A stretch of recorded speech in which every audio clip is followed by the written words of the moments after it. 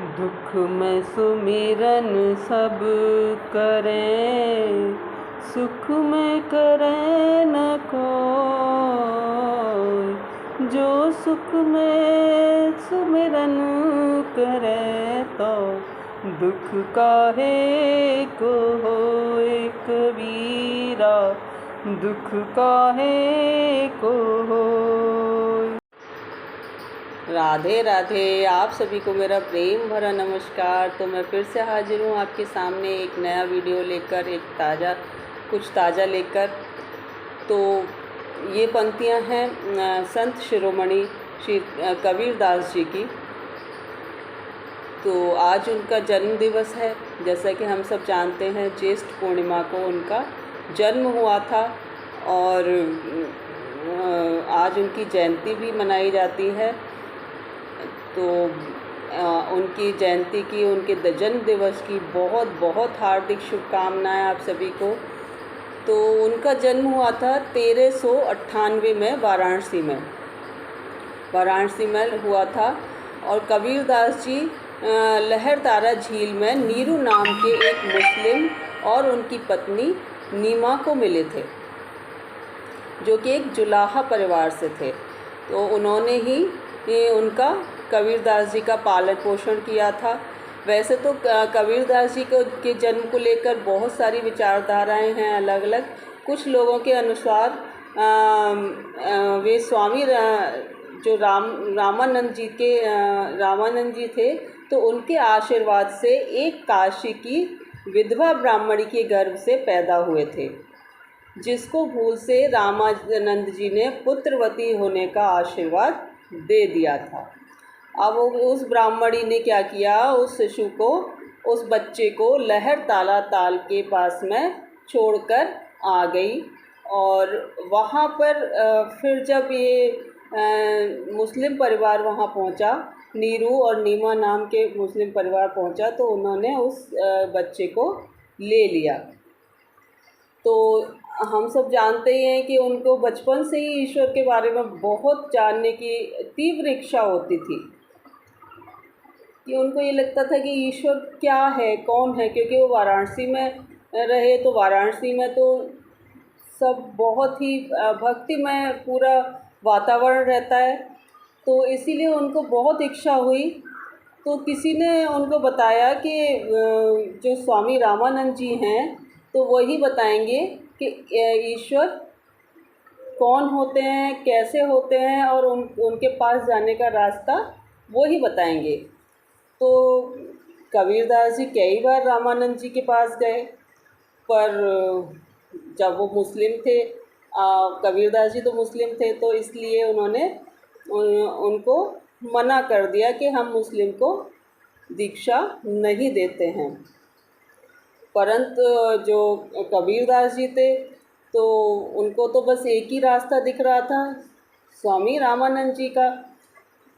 वही ईश्वर तक पहुंचा सकते थे उनको।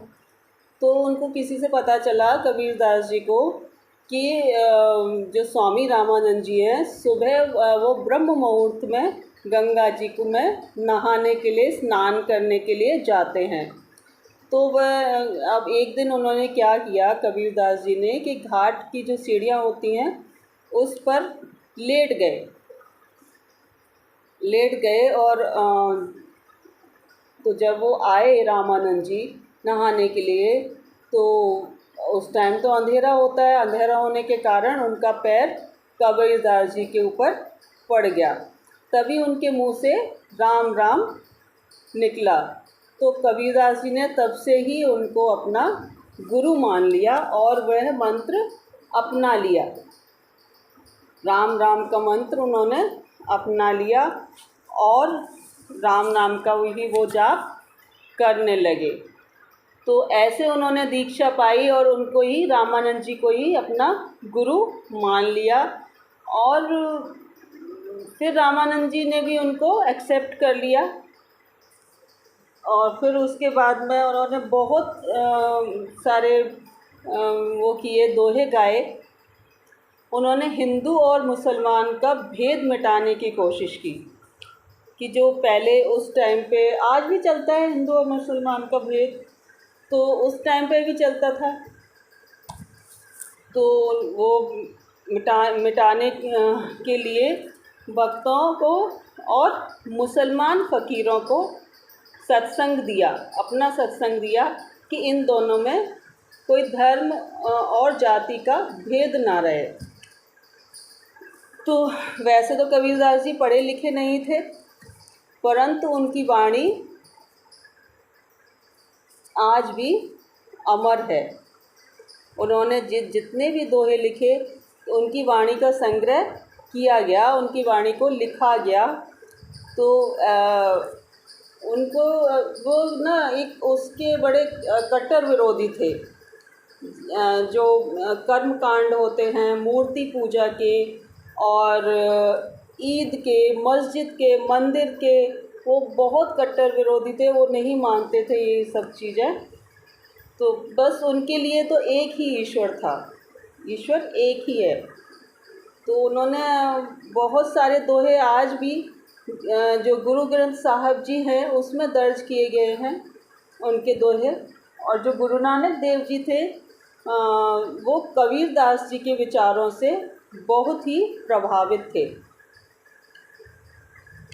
तो बहुत ही प्रभावित थे। तो वहाँ जब उनका जो महत्व बढ़ता गया, उनकी महिमा बढ़ती गई, तो हिंदू और मुस्लिम उनके विरोधी बनने लगे, क्योंकि वो उसका विरोध करते थे, इसलिए वो विरोधी बनने लगे। तो उनको वहाँ जब वाराणसी, इसकी वजह से उनको वाराणसी छोड़ना पड़ा और मगहर में जाकर रहना पड़ा। तो वहीं पे वो अंतिम सांसें उन्होंने मगहर में ही ली और 119 वर्ष की अवस्था में उन्होंने अपने प्राण त्याग दिए। और उनकी जो मृत्यु हुई थी वो 1518 में हुई थी। तो ये थी कबीरदास जी की कहानी। और दोहे लेकर हम किसी और दिन आएंगे। तो तब तक के लिए धन्यवाद। आपने लास्ट तक वीडियो देखा। और मैं ये वीडियो इसलिए और डालती हूँ ताकि हमारे जो हिंदू लोग हैं उनको, हमारे हिंदू ही क्या मतलब सब लोग हैं, तो उनको ये पता चले कि हिंदू और मुसलमानों में या किसी भी धर्म में कोई फ़र्क नहीं है, ईश्वर हमेशा एक ही रहता है। ठीक है। तो बस मैं अपने से यहाँ से यही संदेश देना चाहती हूँ कि ईश्वर एक ही है। मैं भी कबीरदास जी की विचारधारा से बहुत प्रभावित हूँ शुरू से ही, और गुरु ग्रंथ साहब जी को भी बहुत मानती हूँ। तो आज के लिए बस इतना ही। अगर आप प्लीज़ आप वीडियो को शेयर ज़रूर कर देना, क्योंकि और लोगों को भी पता चले कि जो हमारे संत हैं, और जो जैसे कि मैं त्योहारों की भी वीडियो डालती हूँ, तो आप उनको भी शेयर कर दिया करो, ताकि हमारे जो हिंदू धर्म है उनके लोगों को पता चले कि हम जो त्यौहार मनाते हैं वो किस लिए मनाते हैं, क्या रीज़न है उसके मनाने का। तब तक के लिए बहुत बहुत धन्यवाद, शुक्रिया, थैंक यू। आपने मेरा वीडियो देखा लास्ट तक। तो फिर मिलती हूँ मैं एक नया फिर कुछ लेकर। तब तक के लिए बाय बाय। और शेयर कर देना, लाइक कर देना, कमेंट बताना मुझे कि कैसा लगा। बाय।